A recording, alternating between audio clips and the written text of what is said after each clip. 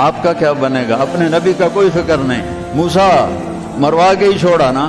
تو ان کا کلا، تم ہو تو اسی قابل کہ تمہیں جوتے پڑیں، لیکن ان معی ربی سیہدین، اللہ مجھے میرے ساتھ ہے، راستہ دے گا. ہے اور ہجرت کی رات میرے نبی نکلے تو ابو بکر کبھی آگے چلتے کبھی پیچھے چلتے، کبھی آگے چلتے کبھی پیچھے چلے. آپ اپنے پنجوں کے بل چل رہے تھے کہ پاؤں کے نشان نہ پڑ جائیں اور کھوجی نہ دیکھ لیں.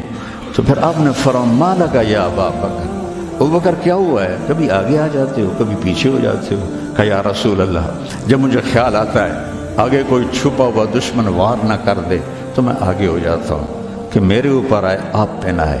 اور جب مجھے خیال آتا ہے پیچھے سے کوئی آ کے حملہ نہ کر دے تو میں بھاگ کے پیچھے ہو جاتا ہوں کہ آپ کے اوپر وار نہ آئے، میرے اوپر آئے. اور پھر جب غار ثور پر پہنچے، جبل ثور، تو آپ چڑھ نہیں سکتے تھے، ساری انگلیوں سے خون نکل رہا تھا، جو کہ آپ ایسے چلے تھے ایسے. ابو بکر نے کندھے پہ بٹھایا اور پورا پہاڑ طے کیا، اوپر لے گئے.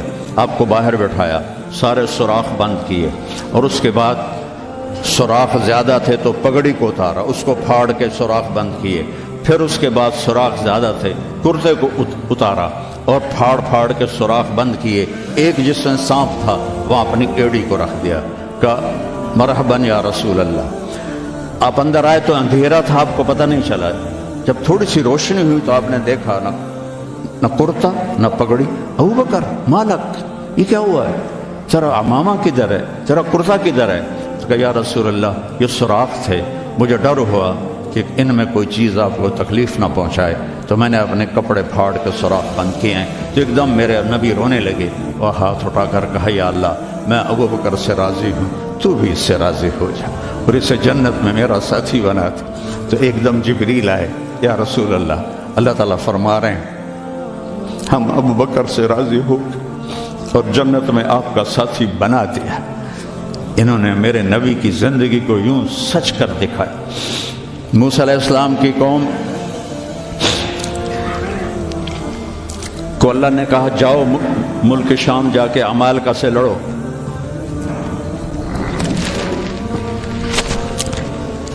ان کا اذهب انت وربک فقاتلا، تو جا تیرا رب جائے، ہم نہیں لڑتے.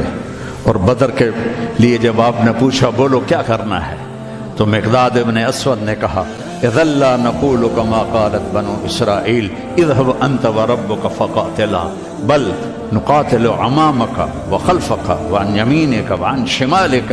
یا رسول اللہ ہم بنو اسرائیل نہیں ہیں کہ کہیں جاؤ اور تو تیرا رب لڑے، ہم آپ کے آگے لڑیں گے، پیچھے لڑیں گے، دائیں لڑیں گے، بائیں لڑیں گے، ہماری لاشوں سے گزر کر وہ جائیں گے. بنو اسرائیل نے سمندر پار کیا، آگے پتھر کے بت کی پوجا ہو رہی ہے. یا موسیٰ اجعل لنا الہا کما لہم آلہہ، یا اللہ موسیٰ ایک خدا ہمیں بھی لے کر دو اس جیسا.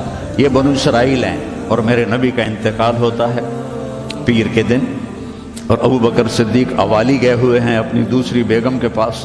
ان کو خبر ملتی ہے تو وہ بھاگے ہوئے آتے ہیں اور آپ کے چادر ہٹا کر آپ کا ماتھا چومتے ہیں اور گرم گرم آنسو ماتھے پہ گرتے ہیں. واہ خلیلہ واہ صفیہ واہ نبیہ. اور اس کے بعد آپ مسجد میں جاتے ہیں تو شور و فغاں ہے اور عمر تلوار لے کے کھڑے ہیں. جو کہے گا اللہ کا رسول فوت ہو گیا میں اس کو قتل کر دوں گا، وہ اللہ کے پاس گئے ہیں، وہ واپس آئیں گے. تو ابو بکر ممبر پر آئے، کہا عمر اقعد اقعد. کھڑے ہوئے آدمی کو کہنا ہو بیٹھ جاؤ تو اقعد، اور لیٹے ہوئے آدمی کو کہنا ہو بیٹھ جاؤ تو اجلس. یہ حسن عربی ہے کہ ہر حیت کے لیے الگ لفظ ہے. کھڑے کے لیے اقعد، لیٹے ہوئے کے لیے اجلس. عمر اقعد، کہا نہیں بیٹھوں گا. تو پتہ چل گیا کہ جوش میں ہے، ممبر پر آئے ایھا الناس من کان یعبد محمدا فإن محمدا قد مات. جو محمد کی پوجا کرتے تھے وہ سن لو کہ انہیں اللہ نے بلا لیا، ان کا انتقال ہو گیا. ومن کان یعبد اللہ فإن اللہ حی لا یموت. اور جو ایک اللہ کی پوجا کرنے والے ہیں ان کا رب زندہ ہے، موت سے پاک ہے. میرے نبی نے ایسے لوگ تیار کیے جنہوں نے میرے نبی کی زندگی کو سچ کر دکھایا اور جانوں کے نذرانے پیش کر کے آپ کی زندگی کو دنیا میں زندہ کیا۔ اس لیے واحد جماعت ہے صحابہ کی جن کی زندگی میں ان کو جنت کے وعدے کر دیے گئے، کلن وعد اللہ الحسنی۔ اس میں سابقین بھی اور لاحقین بھی، سب کے لیے جنت کا اللہ تعالیٰ نے وعدہ فرما دیا ہے۔ ایک امت تیار کی، ایک امت تیار کی۔ سارے قرآن نہیں پڑھے ہوئے تھے، حضرت خالد بن ولید نے فجر کی نماز پڑھائی، تھوڑی سی آیات ایک جگہ سے پڑھی، تھوڑی سی ایک جگہ سے، تھوڑی سی ایک جگہ سے، اس طرح کر کے انہوں نے نماز مکمل کی، اور نماز کے بعد کہنے لگے لقد شغلنی الجہاد عن القرآن، بھائی معاف کرنا، جہاد کی وجہ سے میں تو قرآن بھی نہیں پڑھ سکا۔ لیکن بنے کیا، وہ بنے کیا؟ موتا کی جنگ ہے اور میرے نبی کے سامنے منظر کھل چکا ہے۔ آپ نے فرمایا تھا جب چلے تھے کہ پہلا امیر زید بن حارثہ ہوگا، یہ شہید ہو تو پھر جعفر بن نبی طالب ہوگا، یہ شہید ہوں تو پھر عبداللہ بن رواحہ ہوں گے، یہ شہید ہوں تو پھر جسے مرضی بنا لینا۔ ایک یہودی سن رہا تھا، کہنے لگا اعتراض گئے، یہ گئے، یہ نہیں زندہ آتے۔ تو اور وہاں 1,00,000 رومی اور 3,000 صحابہ۔ تو حضرت زید بن ثابت شہید ہوئے، اللہ کے نبی نے کہا تقدم زید فقاتل وقتل ودخل الجنہ ثم اخذ الرایۃ جعفر فقاتل وقتل ودخل الجنہ۔ پھر عبداللہ بن رواحہ ایک کونے میں 3 دن سے کچھ نہیں کھایا تھا، گوشت کی بوٹی نوچ رہے تھے کہ آواز پڑی جھنڈا گر گیا ہے عبداللہ، تو انہوں نے وہیں پھینکا۔ پہلے 2 درویش تھے، فقیر تھے، یہ بڑے مالدار تھے۔ پہلے 2 مہاجر تھے، یہ انصاری تھے۔ 4 بیویاں تھیں، باغات تھے، غلام تھے۔ فتردد بعد التردد، تو تھوڑی دیر کے لیے بیوی، بچے، غلام، باغات کا خیال آیا، تو کہنے لگے عبداللہ بیویوں کا خیال ہے سب کو 3 طلاق، باغات کا خیال ہے سارے صدقہ، غلاموں کا خیال ہے سارے آزاد۔ اقسمت یا نفس لتنزلن کارہۃ او لتطاوعن ان اجلب الناس وشد الرن مالی اراکی تکرہین الجنہ قد طالما قد کنت مطمئنہ هل انت الا نطفۃ فی شنہ۔ اے عبداللہ کافی زمانہ گزر گیا ہے زندگی گزارتے ہوئے، چل اپنے ساتھیوں کے ساتھ مل تو بھی۔ اور جھنڈا اٹھایا اور آگے بڑھے، اور آپ نے فرمایا، اب عبداللہ نے جھنڈا اٹھایا اور آگے بڑھے اور قتل ہوئے، اور پھر آپ خاموش ہو گئے تھوڑی دیر کے لیے۔ انصار کہنے لگے کہ ہمارے اوپر قیامت ٹوٹ پڑی کہ کیوں رک گئے، کیوں رک گئے؟ دونوں کی دفعہ تو فوراً فرمایا، اب کیوں رک گئے؟ پھر آپ نے کہا وَدَخَلَ الْجَنَّةَ۔ تو انصار نے عرض کی یا رسول اللہ آپ رک کیوں گئے تھے؟ کہا وہ تھوڑا سا اس کے دل میں کھٹک آئی تھی، اس لیے جنت میں جانے میں تھوڑی دیر ہو گئی۔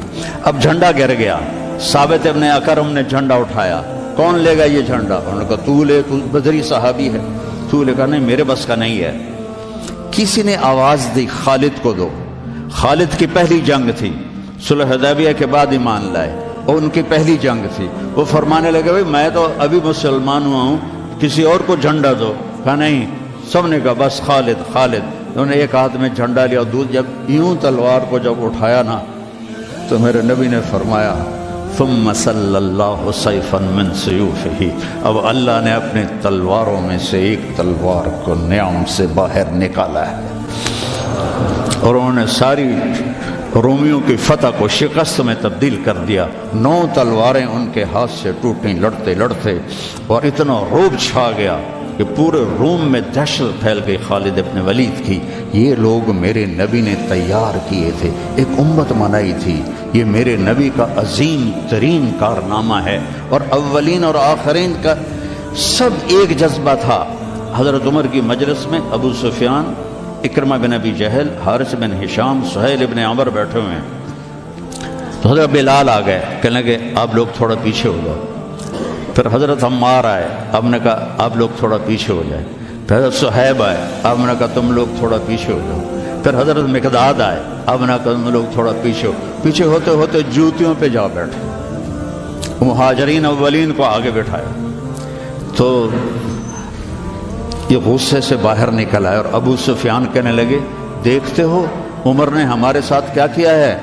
تو سہیل ابن عمر کہنے لگے صحیح کیا، وہ ہم سے پہلے ایمان لائے تو وہ آگے نکل گئے، ہم بعد میں ایمان لائے تو ہمیں تو پیچھے ہی رہنا ہے۔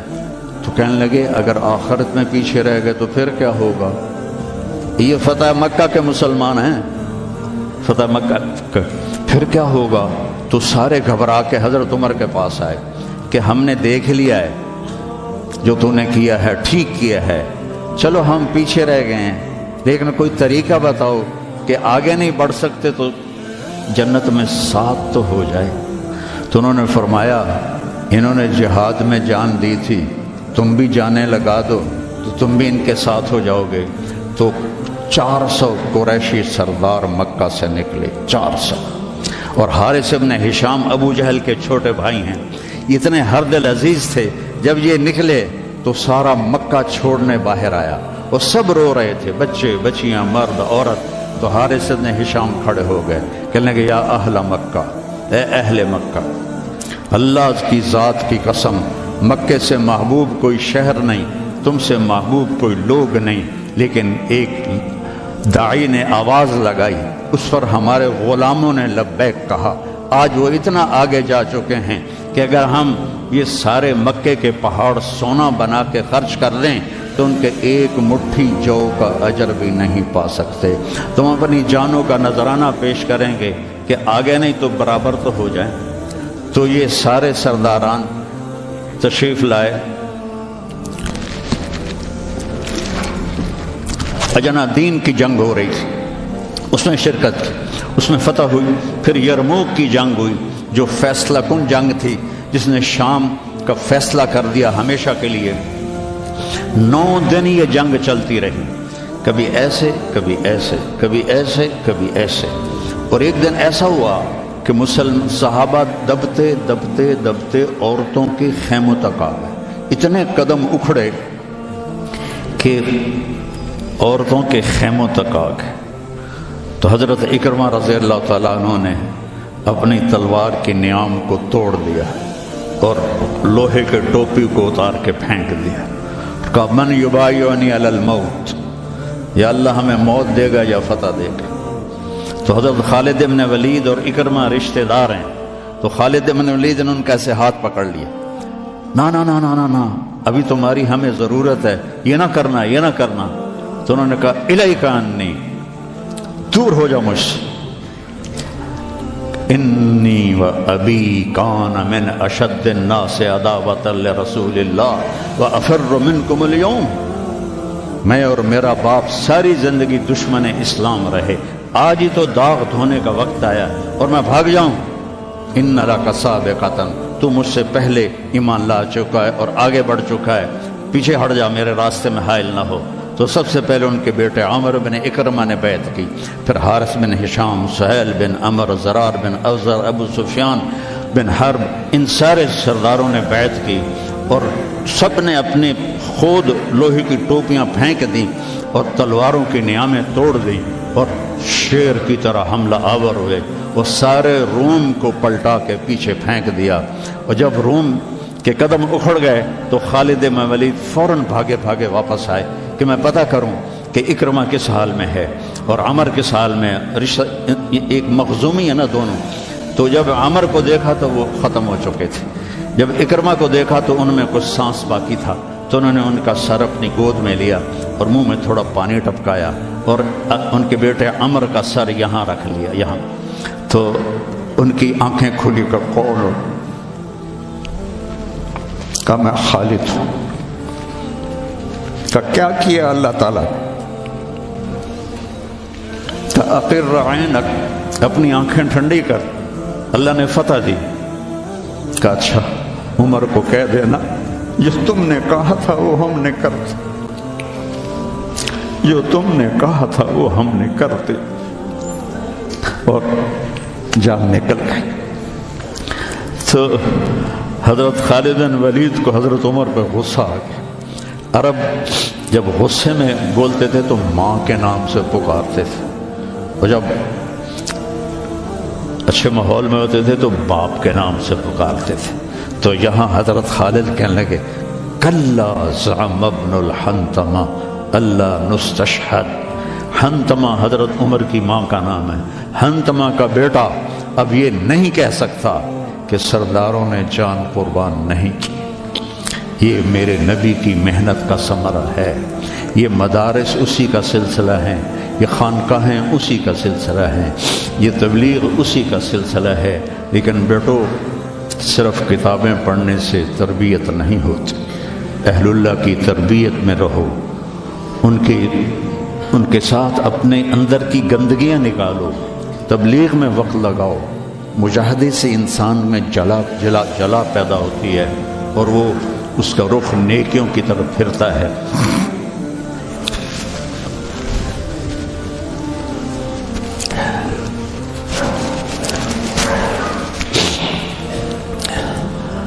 تو نیت کرتے ہو سارے؟ چند باتیں کہتا ہوں. اپنے اس ماحول میں غیبت کسی کی نہ کرو نہ سنو. غیبت اشد من الزنا, غیبت زنا سے زیادہ سخت کام ہے. غیبت نہ کرو کسی کی. کئی لڑکے بہت ہی نیچے چلے جاتے ہیں, اپنے استادوں کی غیبت کرتے ہیں. یہ محروم ہو جائیں گے, یہ کبھی بھی علم حاصل نہیں کر پائیں گے. تو مجھے ایک واقعہ یاد آ گیا. قاضی احسان احمد شجاع آبادی رحمۃ اللہ علیہ ختم نبوت کے امیر تھے. تو میرے والد صاحب سے بڑا ان کا گہرا تعلق تھا. تو ہمارے گھر آتے تھے, میں چھوٹا تھا. تو انہوں نے اپنا واقعہ سنایا کہ میں تو ناقص کا صیغہ ہوں قاضی, تو ویسے بھی میں ناقص تھا, مجھے اتنا پڑھنا لکھنا آتا نہیں تھا. اور ایک طالب علم تھا جو بہت قابل تھا, اور وہ استاد پہ ایسا اشکال کرتا کہ استاد کو جواب نہیں آتا تھا, تو پھر وہ ہنس پڑتا تھا. تو ایک دن استاد نے دکھی ہو کر کہا جا تو بھینسیں ہی چرائے گا. اور ایک دفعہ میرے استاد اٹھے تو ان کا جوتا دور پڑا تھا, تو میں بھاگ کے گیا, جوتا اٹھا کے لایا اور ان کے سامنے رکھا. کہنے لگے بادشاہ تیرے جوتے سیدھے کریں گے انشاءاللہ. تو قاضی صاحب فرمانے لگے کہ اس لڑکے کو میں نے خود بھینسیں چراتے دیکھا, میں نے اسے خود بھینسیں چراتے دیکھا. اور تحریک ختم نبوت میں جب قاضی صاحب کو, چونکہ یہ تحریک کے سر امیر تھے, جب ان کو بلایا گیا تو جنرل اعظم تھا گورنر پنجاب کا. تو جو بھی بات چیت ہوئی وہ تو انہوں نے نہیں بتائی تھی. جب اٹھے تو ان کے جوتے قالین سے پرے پڑے تھے. تو جنرل اعظم بھاگ کے گیا اور آپ کے جوتے اٹھا کے لا کے آپ کے سامنے رکھے. تو قاضی صاحب رونے لگے. تو انہوں نے کہا حضرت جی اس میں رونے کی کیا بات؟ کہا نہیں, ایک بات یاد آئی ہے اپنے استاد کی, آج اس کو زندہ ہوتا دیکھ رہا ہوں تو اس پہ رونا آیا ہے. اپنے استادوں کی غیبت نہ کرو, ان کی برائی نہ دیکھو, وہ آنکھیں بند کر دو جو کسی کی برائی دیکھتی. اپنے عیب دیکھو, دوسروں کی خوبیاں دیکھو. ایک آپ میں غیبت نہ ہو, کوئی آپس میں لڑا ہوا نہ ہو کہ میں نے اس سے بات نہیں کرنی. اب بچے ہیں, جوان ہیں, ہو سکتا ہے کوئی بچہ کسی بچے سے لڑا ہوا ہو اور اس کی بول چال بند ہو, تو ایسے دل کے اوپر تالے نہ لگاؤ, اپنے دل کو کھلا کرو اور معاف کر دو اور اس کے سینے سے لگ جاؤ. تب جا کر تمہارے اندر علم کا کچھ نور آئے گا. جس دل میں بغض ہوتا ہے اس میں علم نہیں آتا ہے.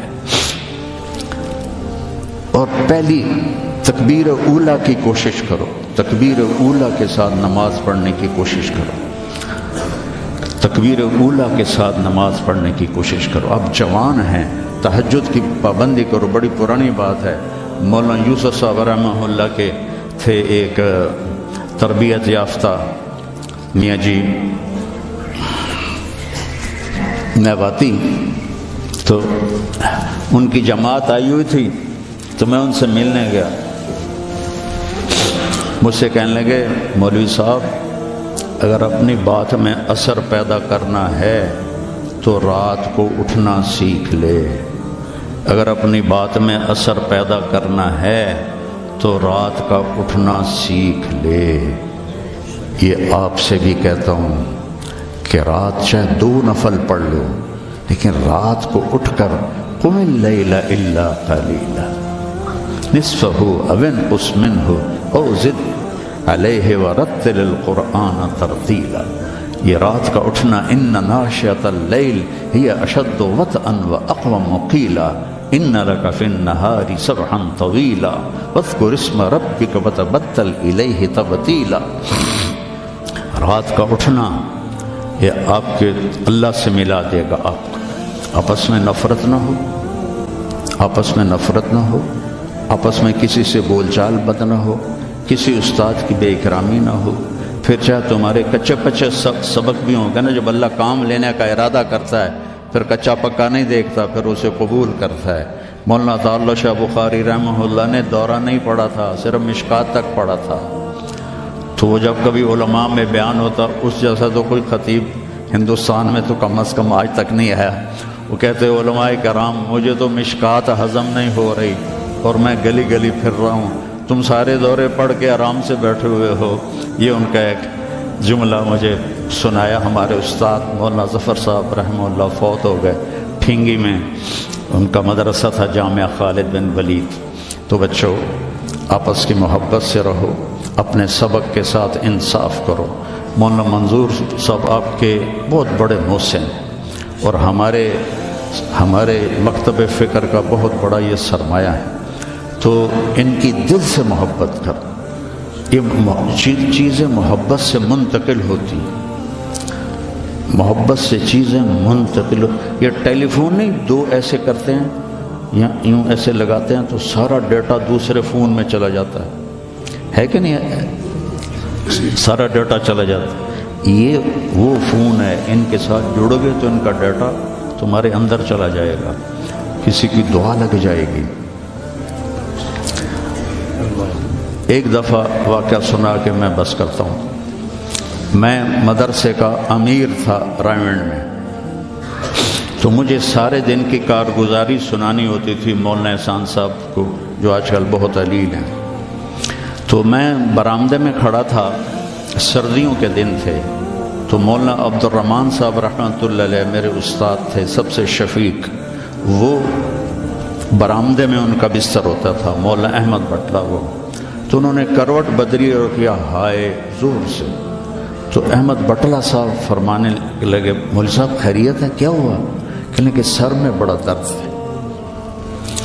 تو اس وقت رائمنڈ میں تھرموس رکھنا جرم تھا، تو 2-3 لڑکے تھے جنہوں نے چھپا کے رکھا ہوا تھا، تو مجھے پتا تھا، تو میں اسی وقت اڑ کے گیا اور اس سے میں نے کہا تھرموس دو، انہوں نے کہا وہ وہاں چھپا کے رکھا ہے۔ میں نے وہ لیا اور بغل میں دبا کے اوپر چادر لے لی، سردیوں کا زمانہ تھا۔ مولانا تشریف لائے، ان کے ساتھ میں ان کے گھر تک گیا، ان کو کارگزاری سنائی، وہ اندر گئے، میں نے وہیں سے دیوار سے چھلانگ لگائی۔ یہ 72-73 کی بات ہے، جب کوئی بازار نہیں تھا رائمنڈ میں، 2-3 صرف چھوٹے چھوٹے ہوٹل تھے اور 10 بجنے والے تھے، اور اس وقت سناٹا ہوتا تھا۔ میں نے کہا یا اللہ چائے بھی مل جائے اور سر درد کی گولی بھی مل جائے تو آج میرا کام بن جائے گا۔ تو میں نے سارا دیکھا تو سب ہوٹل بند، ایک ہوٹل بند تھا لیکن تھوڑا سا کیواڑ کھلا ہوا تھا اور اندر سے روشنی آ رہی تھی۔ وہ انور نام کا ایک ساتھی تھا مرحوم، اس کا ہوٹل تھا۔ میں اندر گیا، میں نے کہا بھائی انور چائے چاہیے؟ کہا بھائی میں تو تھک گیا ہوں سارا دن، تو خود بنا لے۔ تو وہ سٹوو ہوتا تھا ہوا والا، وہ میں نے چائے بنائی، تھرموس میں ڈالی۔ میں نے کہا کوئی سر درد کی گولی ہے تیرے پاس؟ اب چائے کے کھوکھے پر کھوکھا، سر درد کی گولی کا کیا کام ہے؟ کہنا کہ وہ پھٹے پر دیکھو شاید کوئی پڑی ہو۔ تو میری تقدیر میرا ساتھ دے رہی تھی، میں نے دیکھا تو ایک ساری ڈان ہوتی تھی اس وقت، وہ سر درد کی گولی تھی، جیسے آج کل پیناڈول ہے، وہ ساری ڈان پڑی تھی۔ میں نے کہا لے بھائی آج کام بن جائے گا۔ میں نے وہ لی اور دوڑ لگائی، اور جب مولانا چادر لے کے پڑھتے تو میں نے ایسے پاؤں دبائے تو انہوں نے سر سے رضائی ہٹائی، مجھے دیکھا، کیا بات؟ میں نے کہا جی یہ چائے ہے، یہ گولی ہے، آپ کھا لیں، آپ کے سر میں درد۔ تو ان کے منہ سے کلمات نکلے، اس کا میں ثمرہ ہوں، اپنی ذات میں کچھ نہیں، میرے استاد کی دعا مجھے لگی۔ ان کے چہرے پر اتنی خوشی آئی، وہ بڑبڑاتے ہوئے، الفاظ مجھے سمجھ میں نہیں آ رہے تھے لیکن میرے لیے دعا فرما رہے تھے۔ تو ایسے موقع تلاش کیا کرو کہ آپ کو استاد کی خدمت کا موقع ملے تو ان کے منہ سے دعا نکلے اور آپ کے کام بن جائیں۔